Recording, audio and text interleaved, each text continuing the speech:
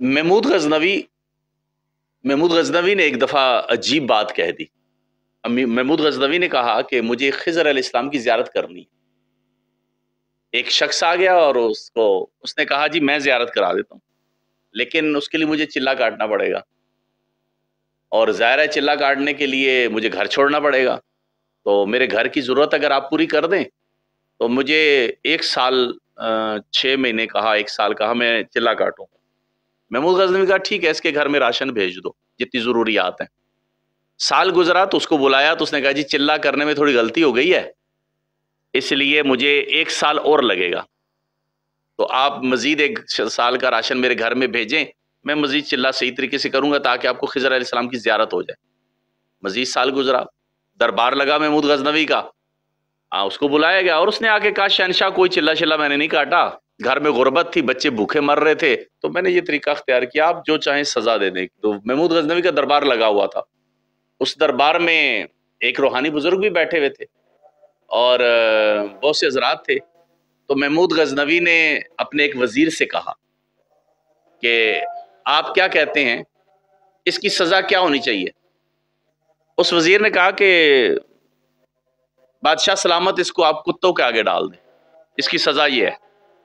وہ جو نورانی بزرگ تھے، محمود غزنوی نے ان نورانی بزرگوں کی طرف دیکھا تو انہوں نے کہا یہ ٹھیک کہہ رہا ہے۔ دوسرے وزیر سے پوچھا، اس دوسرے وزیر نے کہا کہ جناب اس نے بہت بڑی گستاخی کی ہے، اس کے جسم کے ٹکڑے کر دیں۔ محمود غزنوی نے ان بزرگوں کی طرف دیکھا، انہوں نے کہا ٹھیک کہہ رہا ہے یہ۔ اب محمود غزنوی نے ایاز کی طرف دیکھا تو ایاز نے کہا کہ شہنشاہ، ایک غریب کے گھر میں چولہا جل گیا، اس کے بچوں کے پیٹ کی آگ بجھ گیا، آپ کا کیا گیا ہے، تو آپ معاف کر دیں، خیر ہے۔ تو محمود غزنوی نے ان بزرگوں کی طرف دیکھا تو بزرگوں نے کہا یہ ٹھیک کہہ رہا ہے۔ ایاز نے کہا کہ جناب پہلے نے کہا کہ اس کو کتوں کے آگے ڈال دیں، وہ بھی ٹھیک کہہ رہا ہے، دوسرے نے کہا اس کے جسم کے ٹکڑے کر دیں، وہ بھی ٹھیک کہہ رہا ہے، ایاز کہہ رہا ہے معاف کر دیں، آپ کہہ رہے ہیں یہ بھی ٹھیک کہہ رہا ہے۔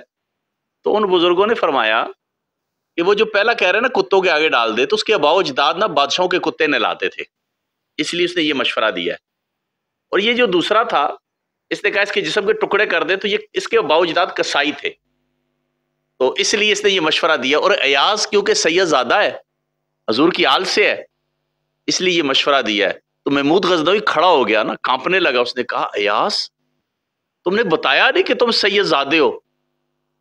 تو ایاز نے کہا حضور ان بزرگوں نے میرا پردہ اٹھایا نا، میں تو پردے میں ہی رہنا چاہ رہا تھا، تو اب میں ان کا پردہ اٹھاتا ہوں کہ یہی خضر علیہ السلام ہے جو آپ کو مشورہ دے رہے ہیں۔